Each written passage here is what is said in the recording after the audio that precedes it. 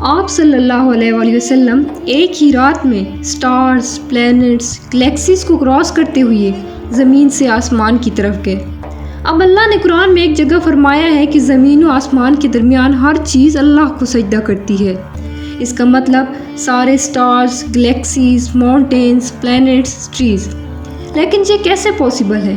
سجدہ تو صرف اس طرح ہوتا ہے، اور کبھی سٹارز اور پلینٹس کو ہماری طرح عبادت کرتے ہوئے کسی نے دیکھا ہے؟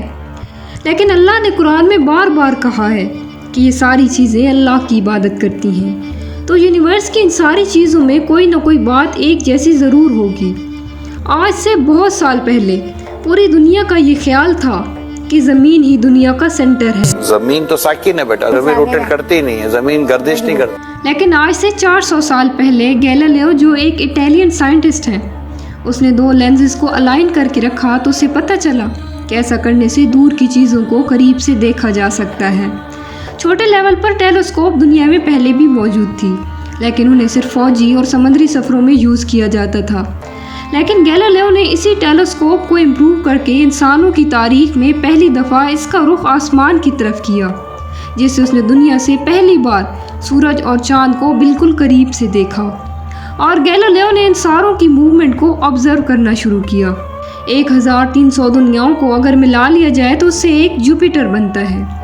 گیلیلیو نے دیکھا کہ یہ بھی باقی پلینٹس کی طرح گول ہے، لیکن جوپیٹر کے اوپر جو لائٹ ہے وہ مہینے کے مختلف دنوں میں بالکل بدل رہی ہے، اور اس نے دیکھا کہ وینس اور سیٹرن کا بھی یہی حال ہے۔ اب یہ سب کچھ تبھی ممکن تھا کہ اگر یہ ساری چیزیں سورج کے گرد گھوم رہی ہوں، دنیا کے نہیں۔ گیلیلیو نے یہ باتیں پوری دنیا کو بتائیں کہ یونیورس کا سینٹر دنیا نہیں بلکہ سورج ہے۔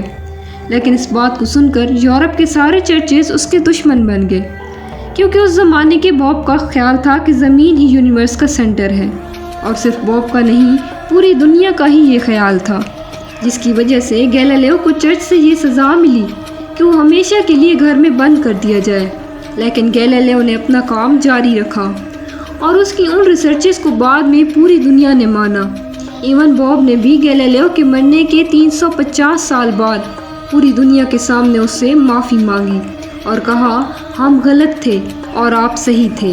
آہستہ آہستہ ہمیں پتہ چلا کہ زمین یونیورس کا سینٹر نہیں ہے، بلکہ یہ سورج کے گرد گھومتی ہے، اور سورج بھی کوئی اتنی بڑی چیز نہیں ہے، بلکہ سورج تو اس کے جیسے اربوں کھربوں سٹارز کی طرح ملکی وے گلیکسی کا ایک چھوٹا سا حصہ ہے، اور یہ ملکی وے گلیکسی اربوں سٹارز سے بنی ہوئی ہے، اور یہ سارے بلینز آف سٹارز ایک ہی سرکل میں گھوم رہے ہیں۔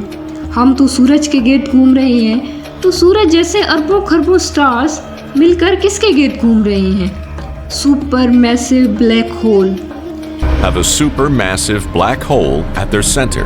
اس بلیک ہول نے، جو ہمارے سورج سے 40 لاکھ ٹائم بڑا ہے، پوری گلیکسیز کو ایک گول سرکل میں رکھا ہوا ہے۔ جس طرح ہمارے سورج نے زمین، جوپیٹر، مارس، ان سارے پلینٹس کو ایک سرکل میں رکھا ہوا ہے، لیکن یہ گلیکسی بھی کوئی اتنی بڑی چیز نہیں ہے، بلکہ یہ لاکھوں اور گلیکسیز کو ملا کر ایک چھوٹے سے کلسٹر کا ایک چھوٹا سا حصہ ہے۔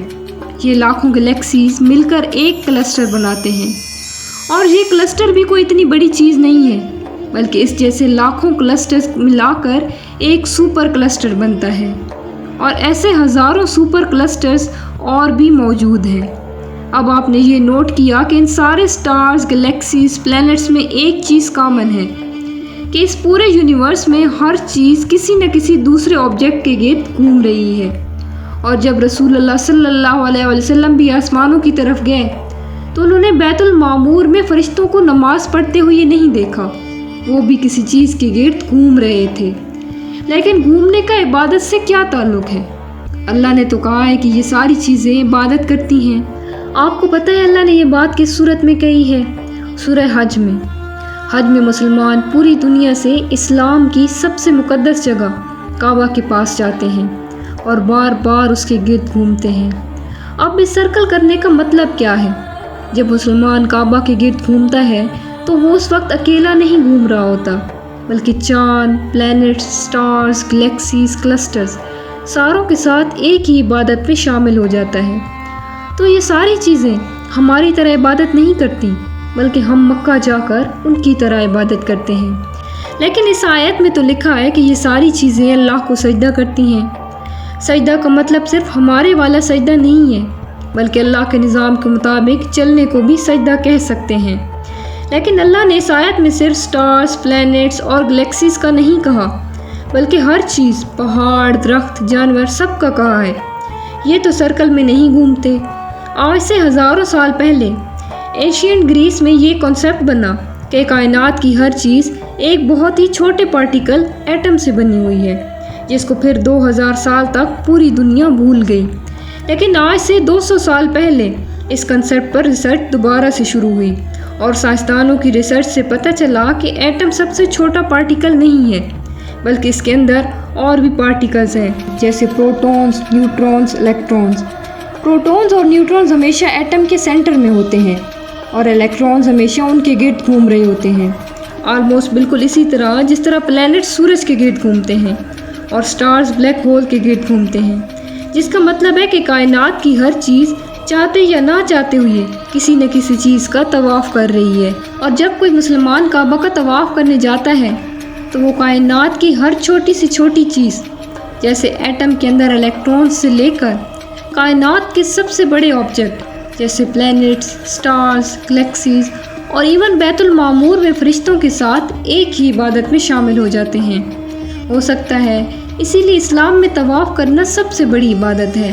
تو جب سورہ حج میں اللہ نے یہ فرمایا کہ یہ ساری چیزیں میری عبادت کرتی ہیں، تو یہ ہماری طرح عبادت نہیں کرتی، بلکہ ہم مکہ میں کعبہ کا طواف کر کے ان کی طرح اللہ کی عبادت کرتے ہیں۔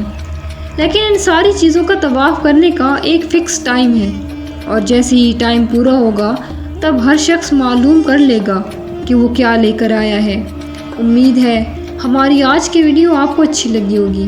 اسے اپنے دوستوں کے ساتھ ضرور شیئر کیجیے گا، اور مزید اسلامک اور انفارمیٹیو ویڈیوز کے لیے ہمارے چینل کو ضرور سبسکرائب کریں۔ شکریہ۔